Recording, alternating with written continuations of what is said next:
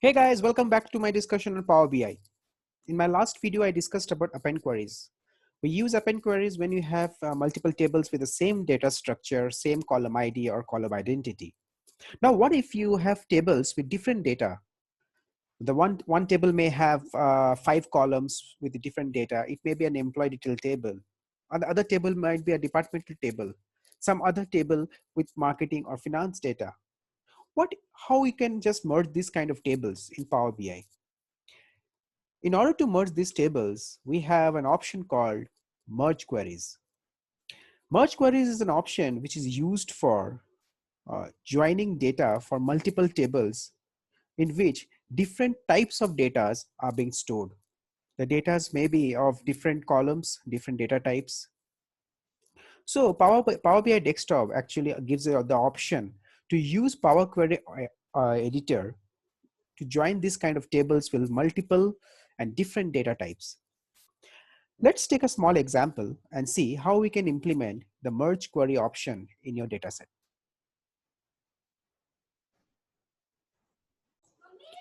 So we have connected our employee data table with the Power BI desktop applications. And by now, I hope you know how to access the Power Query editor option in Power BI in order to transform your data. Let's connect one more table which contains a different type of data. So from the Power Query editor window, we can just connect to the new source of data. So you just click on this option called new source and you can just access the data. So for this example, I will be using a departmental table, which I will be merging with the employee detail table. So let's click on Excel and access the data. So we have the two tables which has been successfully connected to the Power BI desktop, and we have actually brought these tables onto the Power Query editor window in order to perform the merge queries operations on this particular data set. So this particular employee data table actually contains the employee details in terms of city, state, employee name, salary, department number, so appraisal rate and the joining details. And the second table is a department table which contains the information about all the department available in the organization. So I'm taking this example just to make sure that you understand the basic concept of merge query. The idea behind my discussion is to make you understand one of the most powerful options to connect your data or to collate your data when you're accessing data for the multiple source. In my future videos, I'll be discussing about some real-time scenarios, because once your basics is clear, it will be easy for you to understand the complicated business scenarios that are going to coming up in my next videos or my future discussions. So this particular department table contains the department details, and the employee data table contains the employee detail. Now let's perform a merge query over this. So in order to merge these two data, so these two particular data you can see are completely different. This particular table has more columns. The departmental table has only 3 columns. So the architecture of the data for both the tables are very different in nature.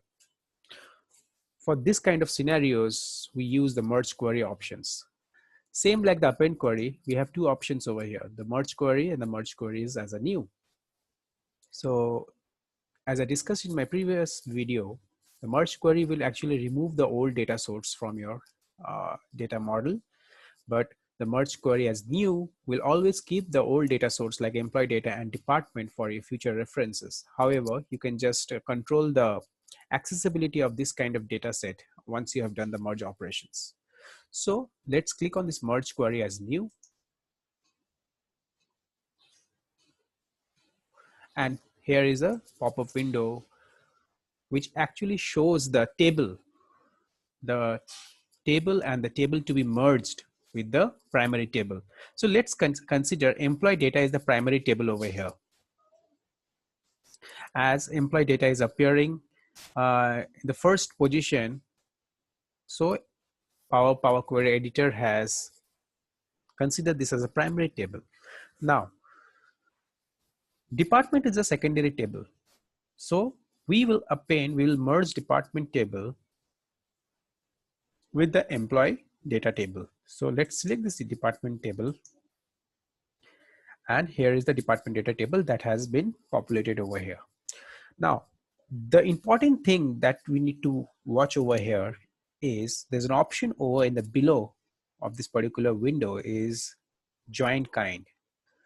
This join is the same join which we perform in our SQL queries. Guys who have a bit of SQL background, who works with SQL queries in their experience or in their day-to-day roles and responsibilities, it will be easy for them to understand. However, people who have non-SQL background, it's just a simple join operations that we do in Excel. So what are the join operations? What are the join options that are available over here? Let's see. So the first four join are similar join that we work with SQL also. The left outer join. The definition is self-explanatory. You can easily read this particular definition and can understand. Left outer means all from the first table matching the second table. Similarly, the right outer join takes all from the second table and which matches the first table. Full outer will take all the rows from both the tables, and inner will take only the matching rows from both the tables. Now, the last two, the left anti and the right anti, will always operate on the first and the second row of your table. I'll be talking about the left anti and the right anti in my separate video, where I will discuss thoroughly on the left anti and right anti options that we have in the merge query. Now, coming back to this particular example, so we can see there's a department number column over here in the first table. Let's select this column and the department number column from the department table. Now, if there is more than one column which matches with the primary table, we can also select those columns by pressing a control key, and we can just create the appropriate join over those particular columns with the primary table. But in this case, only department number is matching with the primary table of employee data. So let's deselect this two column and let's select the join kind as inner. So this particular join kind will only will select those rows matching with the primary table. So let's click on OK after selecting the join kind, and here we go. Now, here is the join operation that we have performed. Here is the new table that has been created as a result of the merge query as new operation that we have performed. The interesting part and the most important part that we should notice over here, this particular table is an employee table which is populated over here, and at the last of this particular table there is a column called table department. Now, PowerQuery doesn't understand or doesn't join a table within a table. So what it does, it creates a structured table as a result of a merge query operations. Now, if you select any of this particular row, you can see the preview of this particular table that is available in this particular row. So for this table, it is showing that 5001 departmental number is situated with this particular employee, that is Bonnie Potter.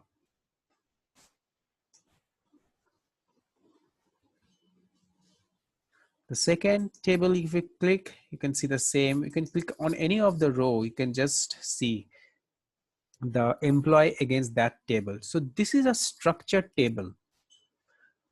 So in order to flatten this structured table, what we can do, we can just click on this particular icon over here.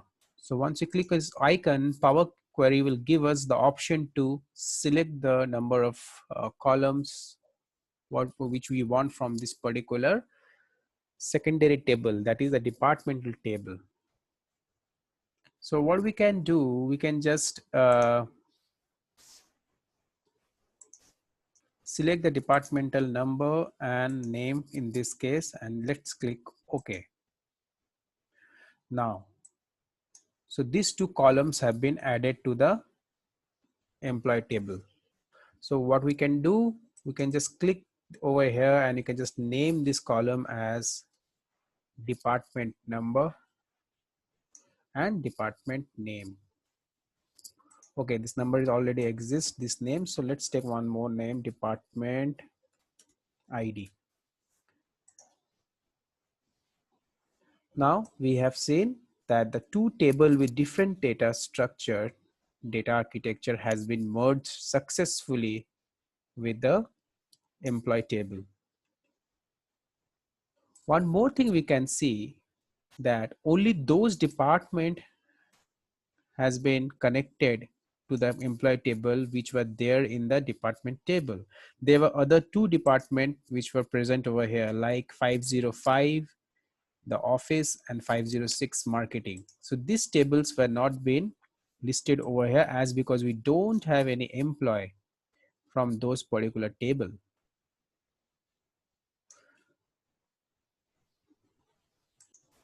Now when we have completed this merge operation, let's name this table.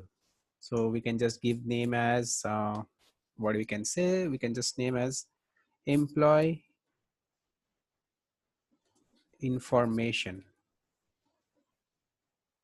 and you can just click this name and this name has been changed successfully. So the idea behind my discussion was how we can join two different tables with a different data set, but we have established a relationship with on the basis of certain column. In this case, we have used department number in order to establish a merge operation. You can also perform the merge operations if you have more than one column which satisfy the conditions by applying the appropriate join kind. So we can just close and apply this particular changes that we have done, and Power BI will actually ask you to save the changes. We can just save the changes so that we can see the new merge table in the field section of our Power BI. So we can see the changes that we have done on the data set is getting applied over here, and the new table, the new merge table will be updated in the field section of this particular screen. So we can see the new table that we have created in employee information has been populated over here, and these are the columns that we have created. The department name and department ID has been updated over here. So one more thing what we can do, we can see the old tables has been uploaded also over here. So what we can do, we can just prevent Power BI to load this table, because these tables are, as of now, we cannot use those tables in a data model because we have already got a new table. So what we can do, we can just disable the table load option in the Power Query. So let's get back to the Power Query window once more, and we can just go it from here. We can go this Power Query window, and what we can do, we can just disable this two particular table as of now. However, we will not move them from the data model because these tables are very useful in terms of data refresh or scheduling. So just right click on the table data source table name, and you just uncheck this enable load.